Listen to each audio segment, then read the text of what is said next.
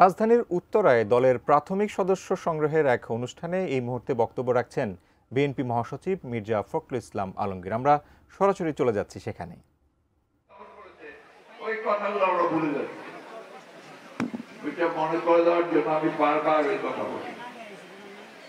বন্ধুগণ, আমরা রাজনীতি করি, রাজনৈতিক দল, আমাদের কাজ কি? জনগণের কাজ করা। আমাদের কাজ কি? জনগণ যেন শান্তিতে থাকে, জনগণ যেন শিক্ষা ব্যবস্থা পায়, তার ছেলেমেয়েরা যেন লেখাপড়া করতে পারে, স্বাস্থ্য ব্যবস্থা অসুখ করে যেন চিকিৎসা পায়, পাশ করে বেরোলে যেন চাকরি পায়, একটা উন্নত জীবন যাপন করতে পারে। সেটাই আমাদের লক্ষ্য, তাই না? সেজন্যই আমরা কাজ করছি। আজকে সেইটা করার জন্যই আমাদের ভারপ্রাপ্ত চেয়ারম্যান 31 দফা দিয়েছেন।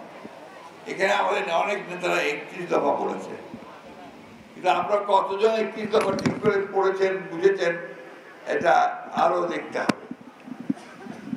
প্রত্যেকটি দফাতে দেখবেন যে নতুন একটা স্বপ্ন এবং গণতন্ত্রকে প্রতিষ্ঠা করবার বিষয়গুলো সুপ্রতিষ্ঠিত।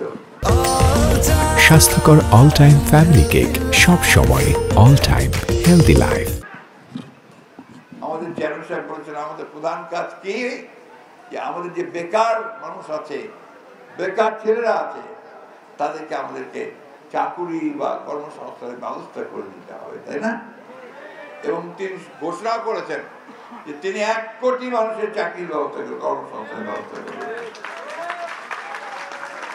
সব মিলিয়ে আমাদেরকে একটা সত্যিকার অর্থেই একটা নতুন সূর্য যে উঠেছে, সেটার আলোটাকে সকলকে গ্রহণ করতে হবে। সেই আলোটাকে গ্রহণ করে আমাদেরকে পুরো দেশকে আলোকিত করতে হবে। একটা কথা আমিনুল খুব ভালো বলেছে, এখানে আমাদের এখানে মহিলা সংখ্যা খুব কম দেখতে পাচ্ছি। এখানে না, দেশের বেশিরভাগ জায়গাতে দেখি মহিলাদের সংখ্যা কম রাজনীতিতে। এটা বাড়াতে হবে। আমাদের দেশে জনসংখ্যার শতকরা 50% বেশি মহিলা, ঠিক না?